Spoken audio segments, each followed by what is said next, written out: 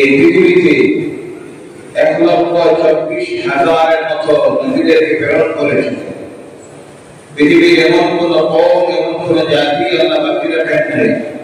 পৃথিবীর কাছে আল্লাহর পক্ষ থেকে হাদি, বয় প্রদর্শনকারী, তার দ্বীনের দাঈ, রাসূল এবং নবীদেরকে আল্লাহ প্রেরণ করেছিলেন। 130 জন রাসূলকে আল্লাহ প্রেরণ করেছিলেন। কতজন? বাকি সব ছিলেন নবী।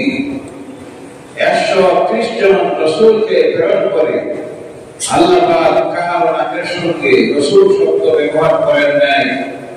কারো নামের সঙ্গে ব্যবহার করা হয়েছে হাবিবুল্লাহ, খলিলুল্লাহ, জাবিরুল্লাহ, কারীমুল্লাহ। শুধু একজন রাসূলের নামের সঙ্গে আল্লাহ ব্যবহার করেছেন রাসূলুল্লাহ, তিনি হলেন মুহাম্মাদুর রাসূলুল্লাহ সাল্লাল্লাহু আলাইহি ওয়াসাল্লাম। বলেন সুবহানাল্লাহ। সেই নবীর উম্মত হতে পেরেছি যার কারণে খুশি না নারাজ? আওয়াজ করে কথা বলবেন, খুশি না নারাজ? সেই নবীর জন্মের মাহফিল, খুশির মাহফিল, ঈদ মিলাদুন্নবীর মাহফিলে হাজির হতে পেরেছি, এর কারণে খুশি না নারাজ? আওয়াজ করে বলবেন, খুশি না নারাজ? আজকে এই মাহফিলে আপনারা আসতে পেরেছেন, এর জন্য আমরা সব খুশি। আল্লাহ সৃষ্টির কুল মাখলুক খুশি। বলেন সুবহানাল্লাহ। শুধু অসুবিধা হচ্ছে আজকে কার? জানা নাই? শয়তানের। আওয়াজ করে বলেন কার? অসুবিধাটা হচ্ছে শয়তানের। আমার নবীর আগমনের দিন সবচেয়ে বেশি অসুবিধা হয়েছিল যার, গায়ে যারা যন্ত্রণা করেছিল যার, তার নাম হলো শয়তান। তার নাম? আওয়াজ করে বলেন তার নাম? আল্লাহ পাক রব্বুল ইজ্জত তার হাবিবকে দেওয়ার জন্য সিলেকশন দিয়ে এমন এক মাস, যে মাসের নাম রবিউল আউয়াল। প্রশ্ন আসতে পারে, আল্লাহ পাক রব্বুল ইজ্জত তার হাবিবকে এই পৃথিবীতে দিয়েছে কি সবথেকে সম্মানিত মাস রমজানুল মুবারকের মাসে আল্লাহ কেন তার রাসূলকে দিল না? সবথেকে সম্মানিত রাত্রি লাইলাতুল কদরের রাত্রি। কোন রাত্রি? লাইলাতুল কদরের রাত্রি। আল্লাহ পাক সেই রাত্রিতে তার রাসূলকে কেন দিল না? না দেওয়ার কারণ হলো, যদি রমজানের মাসে আল্লাহ পাক তার রাসূলকে পৃথিবীতে পাঠাতো, লাইলাতুল কদরের রাত্রিতে যদি পাঠাতো, কিছু সংখ্যক মানুষ তখন বলতো, এই তো সম্মানিত হয়েছেন রমজান মাসের কাফিরে শবে কদরের রাত্রিতে জন্ম হওয়ার কারণে, এর জন্য আমার আল্লাহ পাক এই রমজানুল মুবারকের মাসে লাইলাতুল কদরের রাত্রিতে তার রাসূলকে পৃথিবীতে পাঠায় নাই। বলেন সুবহানাল্লাহ। এমন মানুষ থাকতো কি না? কথা বলে, এমন কথা বলার মানুষ আছে না? না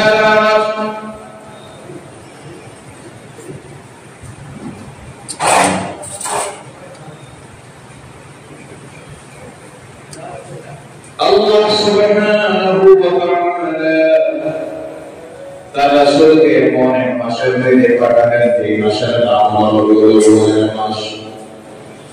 প্রশ্ন আসতে পারে, রমজানের মাসের মর্যাদা সম্মান বেশি না রবিউল আউয়াল মাসের সম্মান মর্যাদা বেশি? শবে কদরের রাতের মর্যাদা বেশি? লাইলাতুল ঈদ মিলাদুন নবীর রাত্রির মর্যাদা বেশি? জবাব দেখি ইমাম হযরত আব্দুল হক মুহাদ্দিস দেওলাবী রাহমাতুল্লাহি তাআলা আলাইহি তিনি বলেছেন, রমজানের মাস সম্মানিত হওয়ার কারণ হলো এই মাসে আল্লাহ পাক কোরআন কারীমকে নাযিল করেছেন। সুবহানাল্লাহ।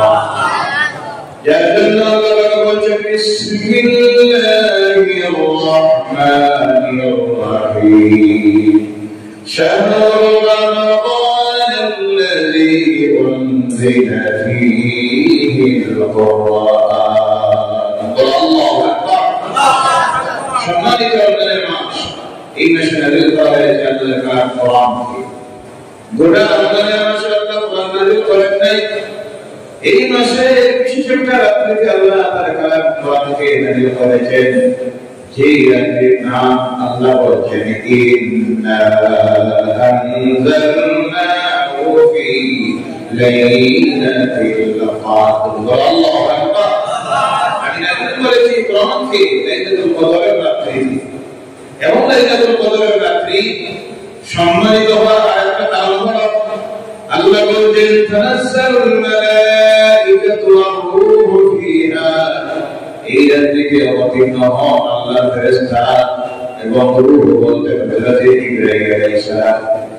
রাত্রির মর্যাদা কতটুকু আল্লাহ বলেন লাইলাতুল কদর খায়রুম মিন আলফি শাহর। আল্লাহু আকবার। সেটাই উত্তম রাত্রি। গোটা মাসটা সম্মানী হয়ে গেছে একটা রাত্রির কারণে। রাত্রিটা সম্মানী হয়েছে কোরআন নাযিল হওয়ার কারণে, হযরত জিবরাইল আসার কারণে। কথা বুঝা যায়? কোরআন যার কাছে দেওয়া হলো, এবার আপনারা বলুন কোরআনের মর্যাদা বেশি না নবীর নাম বেশি? কাটা নবী না আসলে কোরআন আসতো? এর জন্য কোরআন নাযিল হওয়ার কারণে, এছাড়া থেকে নাযিল হওয়ার কারণে কোরআনের মাহফিল সম্মানী হয়ে যায়। এই মাসের 12 তারিখের রাত্রিতে নূরের নবীর আগমন হলো, সেই রাত্রির কারণে গোটা রবিউল আউয়ালের মাস আল্লাহর কাছে সম্মানী হয়ে গেছে।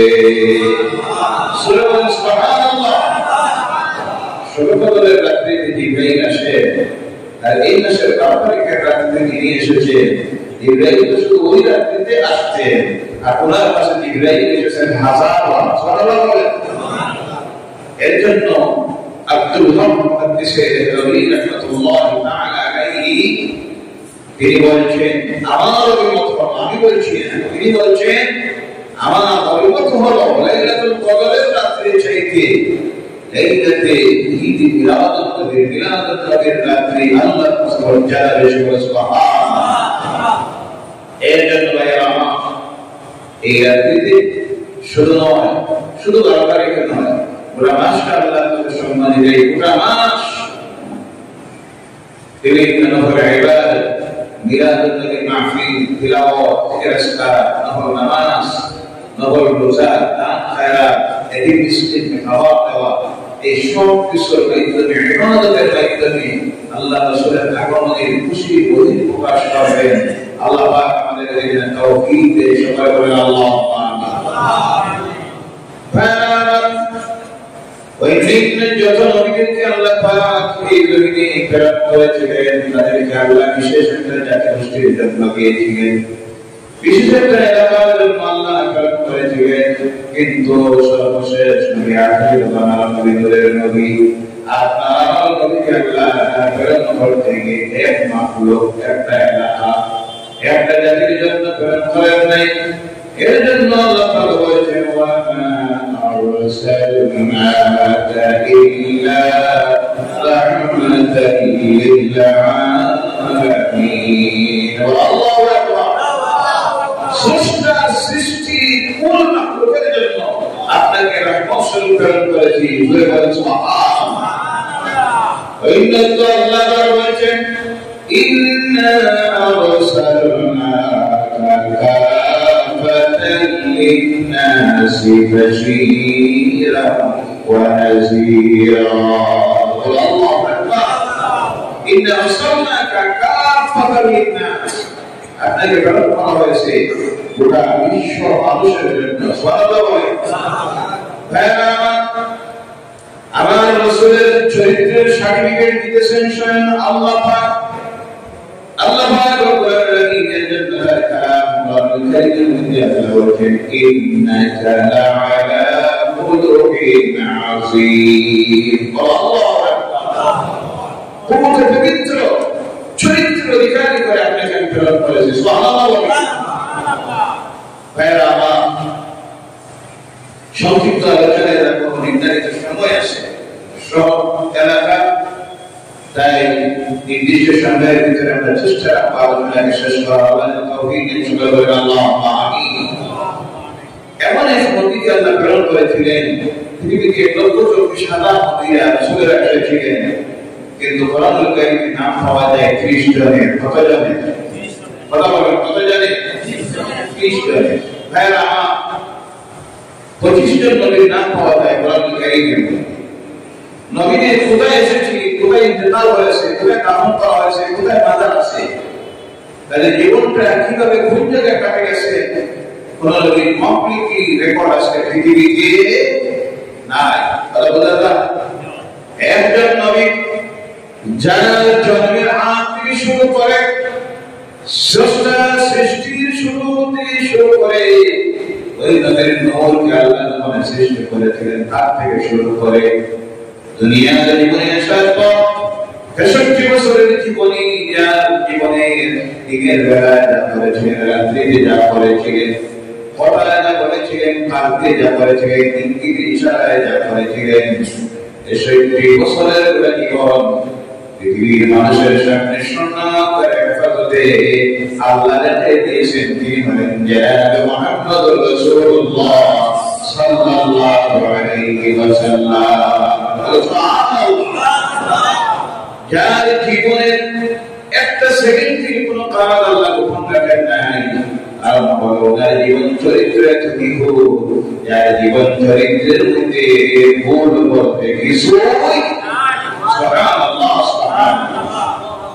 চরিত্রের সার্টিফিকেট শুধু আল্লাহ খেলা দিবেন, আমরা মুসলমানরা খেলা দিব। অমুসলিম ঐতিহাসিকরা, দার্শনিকরা, সাহিত্যিকরা যার জীবনের উপরে লিখেছে, লিখতে গিয়ে তাই বুঝে বলেছে উনি মহামানব, মহামানব। কেউ বলেছে উনি মানব নয়, স্রষ্টার বিশেষ কোন সৃষ্টি। বলে সুবহানাল্লাহ।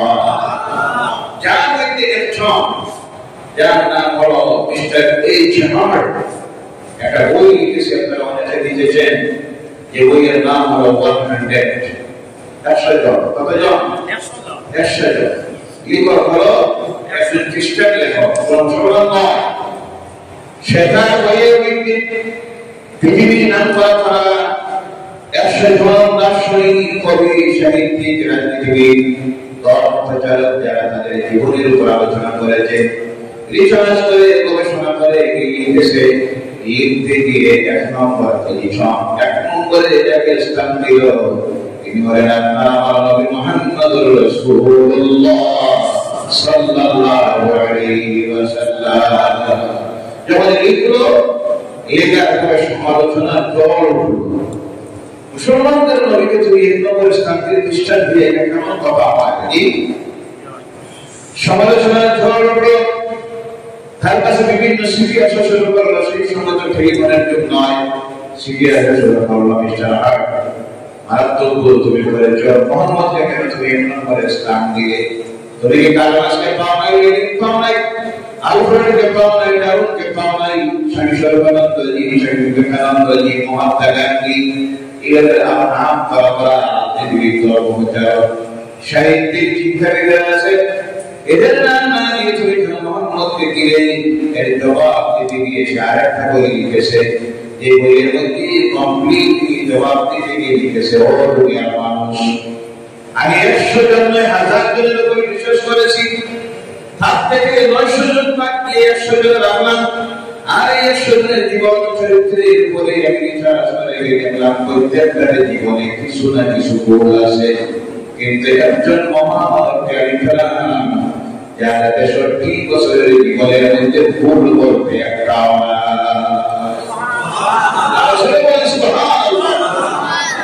যারা 63 বছরের জীবন বিশ্ব মানুষের জন্য আমি দেখলাম আদর্শ।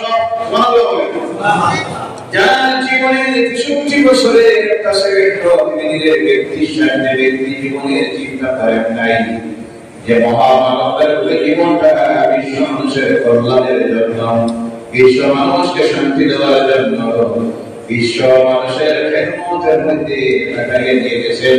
তিনি হলেন মুহাম্মদুর রাসূলুল্লাহ সাল্লাল্লাহু আলাইহি ওয়াসাল্লাম।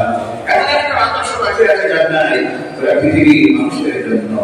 ও আমার ভাইরা, আজকে পৃথিবীতে সবচেয়ে বড় জিনিসের অভাব দেখা দিয়েছে, সে জিনিসের নাম হলো শান্তি। কোনটা? শান্তি মারা গেছে, তার মা মারা গেছে, বাপ মারা গেছে, শান্তিও বিদায় হয়েছে। কথা কি না? শান্তি নাই, শান্তি নাই। সর্বত্র আজকে অশান্তি আর শান্তি বিরাজ করতেছে। পারিবারিক অশান্তি, সামাজিক অশান্তি, রাষ্ট্রীয় অশান্তি, বিশ্বজুড়ে অশান্তি আর অশান্তি। সারা পৃথিবীর মানুষ রাজনীতিক দল বলুন, সামাজিক দল বলুন, বিভিন্ন সংস্থা মানুষ তৈরি করতেছে, বিভিন্ন আইন পাস করতেছে, বিধানসভায় বসে, জাতীয় সংসদে বসে, কোন জায়গায় সেনাবাহিনীর হাতে রাষ্ট্র করে দিতেছে, কোন জায়গায় তথাকথিত সরকার। কোন সরকার? সরকার পাবেছি তথাকথিত সরকার। কোথায় রাজতন্ত্র, কোথায় তথাকথিত গণতন্ত্র, কিন্তু কোথায় শান্তি দিতে পারতেছে কোনভাবে সম্ভব হবে না। কারণ রাষ্ট্রতন্ত্র চলতেছে ভারত তৈরি আইন দিয়ে। সাময়িক বাহিনী রাষ্ট্র চালায়, তাদের ইচ্ছা মতো আইন তৈরি করে। গণতান্ত্রিক রাষ্ট্রে আইন পাস করে মানুষ তাদের ইচ্ছা মতো। যে রাজ্যের মানব তৈরি কোন আইন দিয়ে, ডিসিশন দিয়ে আল্লাহর জমিনে কোনভাবে শান্তি দেওয়া সম্ভব হবে না। এর নম্বরে শান্তি পেতে হলে দুনিয়ার প্রত্যেকটা মানুষ যত সময় পর্যন্ত তার স্রষ্টার পরিচয় পাবে না, স্রষ্টার বিশ্বাস স্থাপন করবে না, ততদিন পর্যন্ত কামিয়াব হওয়া, শান্তি পাওয়া সম্ভব হবে না। এর জন্য আল্লাহর নবীরা এই পৃথিবীর দেশে দুনিয়ার মানুষের কাছে এক নম্বরের যে স্লোগান দিয়েছিলেন, দাওয়াত দিয়েছিলেন, আর সর্বশেষ নবী আপনার নবী বিশ্ব নবী দুনিয়ার মানুষের কাছে যে দাওয়াত পৌঁছে দিয়েছিলেন, সেই দাওয়াত ছিল কুলু লা ইলাহা ইল্লাল্লাহ। তোমরা সকলে বলো লা ইলাহা ইল্লাল্লাহ। স্রষ্টা একদম, আল্লাহ ব্যতীত কোন উপাস্য নেই, তিনি এক, তার সমতুল্য কেউ নেই। এই বিশ্বাস যতদিন পৃথিবীর মানুষ করবে না, ততদিন এই পৃথিবীর মানুষ কামিয়াব হওয়া, শান্তি পাওয়া সম্ভব হবে না। এক নম্বরে শান্তি পেতে হয় হৃদয়ে, হার্টের মধ্যে। আরবিতে যাকে বলা হয় কলব। এই কলবের শান্তি, হৃদয়ের শান্তি পাওয়ার জন্য সবচেয়ে বড় মেডিসিন আল্লাহর পক্ষ থেকে দেওয়া হয়েছে। সেই মেডিসিনের নাম লা ইলাহা ইল্লাল্লাহ, লা ইলাহা ইল্লাল্লাহ, লা ইলাহা ইল্লাল্লাহ মুহাম্মাদুর রাসূলুল্লাহ সাল্লাল্লাহু আলাইহি ওয়াসাল্লাম। স্রষ্টার প্রতি যতক্ষণ বিশ্বাস স্থাপন হবে না, স্রষ্টার সৃষ্টি পিছনে যতদিন মানুষ দৌড়াবে আর এদের সামনে দিয়ে মাথা নত করে ভগবত তাদেরকে স্বীকার করার চেষ্টা দিবে, ততদিন শান্তি পাওয়া সম্ভব হবে। এমন এক নবী আল্লাহ পাঠালেন, দুনিয়ার কোনো কিছু আল্লাহ বাকি রাখেন নাই, যা কিছু খাওয়ার প্রয়োজন সব আল্লাহ আমাদের দিয়েছিলেন। বিশেষ করে সেই নবীর আলোচনা আমরা এই জন্য করি, ওই নবীদের অবমাননা করি না, অবমাননা করি না, আমরা বিশ্বাস করি। বলুন আমার সঙ্গে, আমানতু বিল্লাহি ওয়া মালাইকাতিহি ওয়া কুতুবিহি ওয়া রাসূলিহি ওয়াল ইয়াউমিল আখির ওয়াল কদরি খাইরিহি ওয়া শাররিহি মিনাল্লাহি তাআলা ওয়াল বা'সি বা'দাল মাউত। ওমানে আছে আমরা বিশ্বাস করি এক আল্লাহর প্রতি, তার ফেরেশতাদের প্রতি, তার রাসূলদের প্রতি, সমস্ত নবীদের প্রতি আমাদের ঈমান বিশ্বাস আছে না? আছে। সমস্ত কিতাব আল্লাহ দিয়েছিলেন, বড় কিতাব ৬০টা আর ছোট সহিফা অগণিত। তারপরে আমাদের দৃঢ় বিশ্বাস আছে না? আছে। সেই বিশ্বাস করি, কিন্তু অন্যান্য নবীদের আলোচনায় আমরা যাই না। কোরআনে যে আলোচনা আছে আমরা তা করি, বিশেষ করে মুহাম্মদ রাসূলুল্লাহ আলোচনায় কেন করা হয়? আর অন্যান্য নবীদের আলোচনা করলে বিশ্ব মানুষের জন্য কমপ্লিট কিছু পাওয়া কোন নবীর নির্দেশে নাই। একমাত্র সে নবীর মধ্যে দুনিয়ার সব কিছু দিয়ে সব আদর্শ দিয়ে আল্লাহ প্রেরণ করেছেন, তিনি হলেন আপনার আমার নবী, আখির জামানার নবী মুহাম্মদুর রাসূলুল্লাহ সাল্লাল্লাহু আলাইহি ওয়াসাল্লাম। বল সুবহানাল্লাহ। আল্লাহ পাক কেমন করবেন? আমাদের প্রথম যে চলে গেলেন না হালিমা সাদিয়া ধরে, লালিত পালিত সেখানে হলেন। এরপর 3 বছর 4 বছরে আমার নিজের ঘরে ফিরে আসলেন। আল্লাহ রাসূল সাল্লাল্লাহু আলাইহি ওয়াসাল্লাম জানবেন কোন ঐতিহাসিক বিধি লিখতেছেন 4 মাস, কেউ লিখতেছেন 6 মাস মায়ের গর্ভে যখন হয়েছে, তখন আল্লাহ রাসূলের পিতা হযরত আব্দুল্লাহ রাদিয়াল্লাহু তাআলা ইন্তেকাল হয়ে গেল। বেশে গেছিলেন সিরিয়ায়, ফিরে আসার পথে ওনার নানা বাড়ি দুনিয়াতে নয় ইন্তেকাল হয়ে গেল। মা আমিনা খবর যখন পেয়ে চিন্তা করতেছে আমার গর্ভস্থ এই শিশু যখন জন্মগ্রহণ করবে, কে দেখাশোনা করবে, বাবা বলতে কেউ নাই। এই চিন্তা করে মা আমিনা একদিন রাত্রিতে করে বসে আছে। হঠাৎ চোখের বার এসেছে। মা আমিনা বলছে, আমি দেখি আমার কোলের সামনে অত্যন্ত সুন্দর একজন মানব দাঁড়িয়ে আছে। এত সুন্দর দাড়ি, মাথায় সাদা পাগড়ি, এত সুন্দর মানব আমার জীবনে দেখি নাই। আমার সামনে দাঁড়িয়ে বলতেছেন, আমিনা তুমি চিন্তা করিও না, তোমার গর্ভে যে শিশু এসেছে ওই শিশু সাধারণ শিশু নয়, উনি হবেন আখিরি জামানার নবী মুহাম্মদ রাসূলুল্লাহ সাল্লাল্লাহু আলাইহি ওয়াসাল্লাম।